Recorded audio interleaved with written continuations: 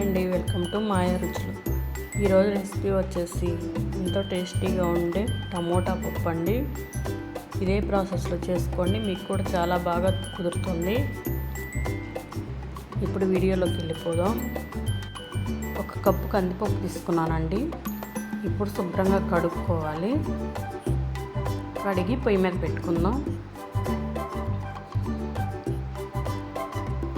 పొయ్యి మీద పెట్టుకొని మూత పెట్టుకొని ఉడికించుకుందామండి. ఈలోగా 3 టమోటాలు, 3 పచ్చిమిర్చి, 1 ఉల్లిపాయ కట్ చేసుకొని పక్కన పెట్టుకుందామండి.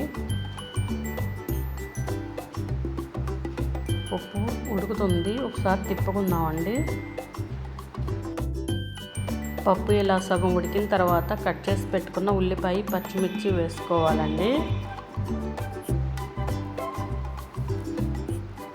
వేసుకొని ఒకసారి తిప్పుకోవాలండి. తిప్పుకొని 1/2 టీ స్పూన్ పసుపు వేసుకోవాలి.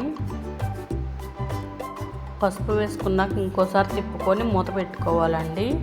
మూత తీసి చూద్దాం. పప్పు 30 భాగం ఉడికిపోయిందండి. ఉడికిన తర్వాత టమోటా వేసుకోవాలండి. టమోటా వేసుకొని తిప్పుకొని ఒక 2 నిమిషాలు అలా వదిలేసుకోవాలండి. వదిలేసిన తర్వాత 2 టీ స్పూన్లు కారం వేసుకోవాలి. కారం వేసుకొని తిప్పుకొని మూత పెట్టుకొని ఉడికించుకుందామండి. ఇప్పుడు మూత తీసి చూస్తే పప్పు ఉడికిపోయిందండి. ఇప్పుడు లాస్ట్లో చింతపండు 4 రేకలు వేసుకోవాలండి. వేసుకొని ఒక 5 నిమిషాలు ఉడికించుకుంటే పప్పు రెడీ అయిపోతుందండి. ఉప్పు వేసుకొని మెదుపుకోవడమేనండి. ఇప్పుడు పోపు వేసుకుందాం.